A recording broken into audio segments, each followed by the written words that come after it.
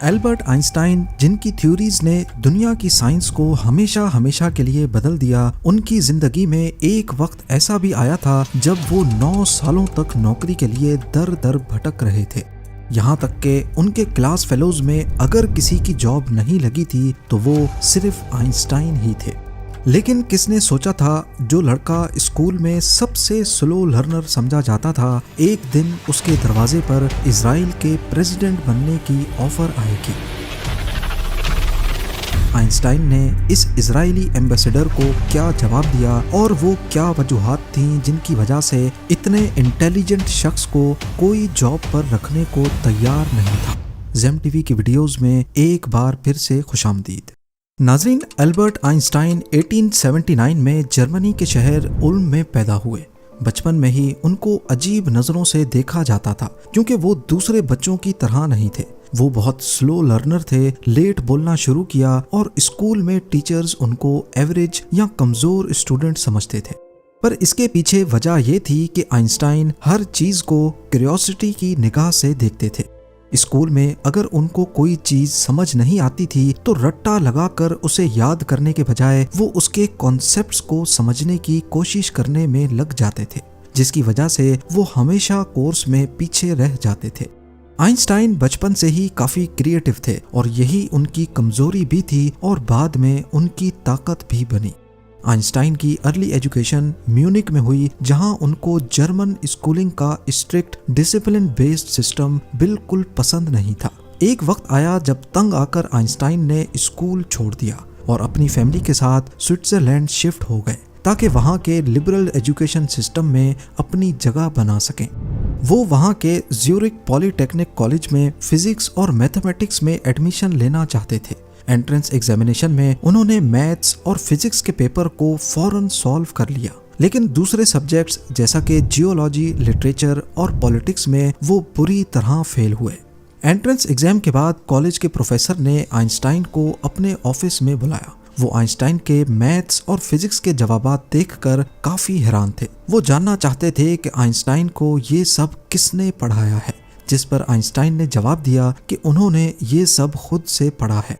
पर दूसरे सब्जेक्ट्स जिनमें ज्यादातर सिर्फ रट्टा काम करता था, उनमें आइंस्टाइन बुरी तरह फेल हुए थे। प्रोफेसर ने उनको बताया कि अगर उनको इस कॉलेज में एडमिशन चाहिए तो सिर्फ मैथमेटिक्स और फिजिक्स काम नहीं करेगी। उनको दूसरे सब्जेक्ट्स की तैयारी करने के लिए वापस 1 साल स्कूल में लगाना होगा। मायूस होकर आइंस्टाइन को वापस 1 साल स्कूल में लगाना पड़ा और अगले साल खुशकिस्मती से वो ज्यूरिक पॉलीटेक्निक कॉलेज के एंट्रेंस एग्जाम में पास हो गए। पर कॉलेज में एडमिशन लेने से आइंस्टाइन की नेचर नहीं बदली। यहाँ पर भी वो बोरिंग लेक्चर्स को स्किप करते, खुद से पढ़ाई करते और प्रोफेसर से ज्यादा इम्प्रेस नहीं होते थे। यानी उनके आगे पीछे घूमना आइंस्टाइन की फितरत नहीं थी। इस सब का रिजल्ट ये निकला कि जब आइंस्टाइन 1900 में ग्रेजुएट हुए तो उनके प्रोफेसर्स ने उनको जॉब रिकमेंडेशन देने से इनकार कर दिया। अब बेशक वो ज्यादा ज़हीन थे, लेकिन आइंस्टाइन के पास कोई स्ट्रॉन्ग रेफरेंस नहीं था, कोई मेंटर नहीं था जो उनको एक एकेडमिक या रिसर्च जॉब दिला सके। उस दौर में साइंस की फील्ड में जॉब पाने के लिए प्रोफेसर की रिकमेंडेशन बहुत इंपॉर्टेंट होती थी और आइंस्टाइन उस रेस में पीछे रह गए और रिजल्ट ये निकला कि उनके क्लासमेट्स जिनसे वो एकेडमिकली स्ट्रांग थे, अच्छी पोजीशंस पर पहुंच गए क्योंकि उनके पास प्रोफेसर का सपोर्ट था।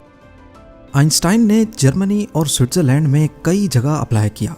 यूनिवर्सिटीज, स्कूल्स, रिसर्च इंस्टीट्यूट्स, हर जगह उनको मना हो गया। लेटर्स लिखे, प्रोफेसर से मिले, लेकिन सब जगह एक ही जवाब, हमें अफसोस है, हम आपको हायर नहीं कर सकते। आइंस्टाइन के लिए ये पर्सनली भी पेनफुल था क्योंकि वो समझते थे कि उनका काम और पोटेंशियल लोगों को दिखाई नहीं दे रहा। आइंस्टाइन के लेटर्स और डायरी से उनकी इस फ्रस्ट्रेशन का अच्छी तरह अंदाजा लगाया जाता है। आइंस्टाइन ने एक दफा अपनी डायरी में लिखा था, ये लगता है जैसे दुनिया को मेरी कोई ज़रूरत ही नहीं, हर दरवाज़ा बंद लगता है। अपनी फैमिली को लिखे गए लेटर में ये मेंशन था, मैं हर जगह अप्लाई करता हूँ लेकिन ना तो जवाब मिलता है, ना ही किसी को मेरी ज़रूरत है। लगता है मेरी ज़िंदगी में कुछ भी ठीक नहीं जा रहा। एक और फेमस लेटर जो उन्होंने अपनी गर्लफ्रेंड मिलीवा को लिखा, उसमें आइंस्टाइन ने कहा, मुझे लगता है मैं एक यूजलेस इंसान बन गया हूँ। मैं सिर्फ फिजिक्स में जीता हूँ, पर दुनिया सिर्फ उन लोगों की सुनती है जो उनके सिस्टम में फिट बैठते हैं। ये फ्रस्ट्रेशन आइंस्टाइन की पर्सनल लाइफ को असरअंदाज कर रही थी। पैसे की तंगी, शादी में टेंशन्स और खुद से डिससैटिस्फैक्शन। एक और प्रॉब्लम ये थी कि आइंस्टाइन की नेचर बहुत ज्यादा आइडियलिस्टिक थी। वो क्लियर थे कि वो सिर्फ साइंस से रिलेटेड ही जॉब करेंगे। प्रैक्टिकल या कमर्शियल जॉब्स में उनका कोई इंटरेस्ट नहीं था। उस वक्त आइंस्टाइन का अफेयर उनकी एक क्लास फेलो मिलीवा के साथ चल रहा था, लेकिन दोनों की शादी सिर्फ इस वजह से नहीं हो रही थी क्योंकि आइंस्टाइन के पास कोई जॉब नहीं थी। फाइनेंशियल प्रेशर बढ़ रहा था। मिलीवा एक्सपेक्ट कर रही थी कि आइंस्टाइन कुछ कमाए, लेकिन आइंस्टाइन के हाथ जैसे जकड़े हुए थे। एक वक्त आया जब आइंस्टाइन को प्राइवेट ट्यूटर बनकर पैसे कमाने पड़े, जहां वो स्कूल स्टूडेंट्स को मैथ्स और फिजिक्स पढ़ाते थे।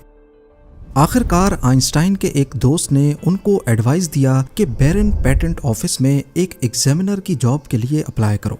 ये एक लो लेवल गवर्नमेंट जॉब थी, लेकिन कम से कम एक स्टार्ट था। आइंस्टाइन ने अप्लाई किया और सरप्राइजिंगली बिना ज्यादा एक्सपीरियंस के उनको 1902 में जॉब मिल गई। बैरन पेटेंट ऑफिस में आइंस्टाइन का काम था नए इन्वेंशंस और पेटेंट्स की एप्लीकेशंस को चेक करना, देखना क्या सच में इनोवेटिव है क्या नहीं। ये जॉब बोरिंग थी, लेकिन आइंस्टाइन के लिए डूबते को तिनके का सहारा बनने का काम कर रही थी। क्योंकि ये जॉब 9 to 5 थी, तो वो रातों को और वीकेंड्स में अपनी साइंटिफिक रिसर्च करते रहे। बेशक ये प्रोफेसर की जॉब नहीं थी जिसके लिए आइंस्टाइन कोशिश कर रहे थे, लेकिन जो भी था ना होने से अच्छा ही था। उसके बाद एक वक्त ऐसा आया जब आइंस्टाइन के दिन पलटने लगे। पेटेंट ऑफिस में काम करते हुए आइंस्टाइन ने 1905 में अपने कैरियर का सबसे बड़ा धमाका किया। एक ही साल में उन्होंने 4 रेवोल्यूशनरी पेपर्स पब्लिश किए, जिनमें special relativity, photo electric effect, Brownian motion और मास एनर्जी इक्विवेलेंस, जिसे E=mc² भी कहा जाता है, शामिल थे। इन पेपर्स ने उस वक्त की साइंटिफिक दुनिया को हिला कर रख दिया।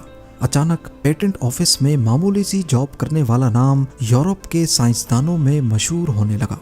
आइंस्टाइन का एक paper photo electric effect quantum physics की बुनियाद बना और दूसरे स्पेशल रिलेटिविटी ने समय और स्पेस की समझ को बदल कर रख दिया। 1900 में पास आउट होने के बाद आखिरकार 1909 में यानी ग्रेजुएशन के 9 सालों के बाद उनको यूनिवर्सिटी ऑफ ज्यूरिख में असिस्टेंट प्रोफेसर बनने की जॉब ऑफर मिली। एल्बर्ट आइंस्टाइन की शख्सियत को लोगों ने कभी पूरी तरह नहीं समझा। साइंस की दुनिया से बाहर जो आइंस्टाइन था, उनकी इमेज बहुत कंफ्यूजिंग रही है। एक तरफ लोग उनको एक मजाकिया तरीके से दिखाते हैं, बिखरे हुए बालों वाला अजीब सा सोशली ऑकवर्ड साइंटिस्ट जो सिर्फ अपनी किताबों और थ्योरीज में घुसा रहता था। दूसरी तरफ वो एक सीरियस और इम्पोर्टेंट पॉलिटिकल रोल में भी दिखाई देते हैं। 1932 में आइंस्टाइन जर्मनी से भाग गए, बस एक साल पहले जब हिटलर ने वहां पावर संभाली, क्योंकि हिटलर ज्यूज के काफी खिलाफ था और आइंस्टाइन का ताल्लुक भी एक ज्यूइश खानदान से ही था। आइंस्टाइन अमेरिका चले गए और प्रिंसटन, न्यू जर्सी में थ्योरेटिकल फिजिक्स के प्रोफेसर बन गए। वो सिर्फ साइंस के हीरो ही नहीं, बल्कि पूरी दुनिया की ज्यूइश कम्युनिटी का एक फेमस और रिस्पेक्टेड चेहरा भी थे। इस दौरान ज्यूज की अपनी स्टेट इजराइल के बनने का अमल चल रहा था और पैलेस्टाइन में इसी मुद्दे को लेकर काफी जंगें हो रही थी। आखिरकार 1948 में इजराइल फॉर्मली वजूद में आ गया, लेकिन सिर्फ 4 सालों के बाद 1952 में इजराइल के पहले प्रेसिडेंट खैम वाइजमैन इंतकाल कर गए। अब ज्यूइश कम्युनिटी के सर पर कोई लीडर नहीं था, तो उस वक्त ज़ायोनिस्ट लीडर्स ने सोचा कि क्यों ना एल्बर्ट आइंस्टाइन को अगला प्रेसिडेंट बनाया जाए। आखिरकार वो एक जाने माने फिजिसिस्ट भी थे और समाज में इनकी इज्जत भी थी। मतलब वो एक साइंटिस्ट ही नहीं, एक पॉलिटिकल और कल्चरल आइकन भी बन चुके थे। 17 नवंबर 1952 को आइंस्टाइन को एक लेटर मिला। ये लेटर भेजा था अब्बा एबन ने, जो उस वक्त यूनाइटेड नेशंस में इजराइल का एम्बेसडर था। लेटर में लिखा था, इस लेटर के जरिए आपको प्राइम मिनिस्टर बेन गुरियो का पैगाम पहुंचाया जा रहा है कि अगर इजरायली पार्लियामेंट आपको वोट देकर इजराइल का प्रेसिडेंट बनाए तो क्या आप ये ऑफर कबूल करेंगे। अगर आप मान जाते हैं तो आपको इजराइल शिफ्ट होना पड़ेगा और वहां की सिटीजनशिप लेनी होगी। प्राइम मिनिस्टर की तरफ से यकीन दिलाया जाता है कि ऐसी सूरत में आपको अपना साइंटिफिक काम पूरी आज़ादी और सहूलत के साथ कंटिन्यू करने दिया जाएगा। ये बहुत बड़ा और इमोशनल ऑफर था, पर आइंस्टाइन के प्लान्स कुछ और ही थे। उन्होंने पलटकर जो जवाब दिया वो उनकी जिंदगी का एक और पहलू सामने लाता है। आइंस्टाइन ने जवाब में लिखा, मुझे इजराइल की तरफ से प्रेसिडेंट बनाने का जो ऑफर दिया गया है उससे मैं बहुत ज्यादा इमोशनल हूँ, लेकिन साथ ही उदास और शर्मिंदा भी हूँ कि मैं इसे कबूल नहीं कर सकता।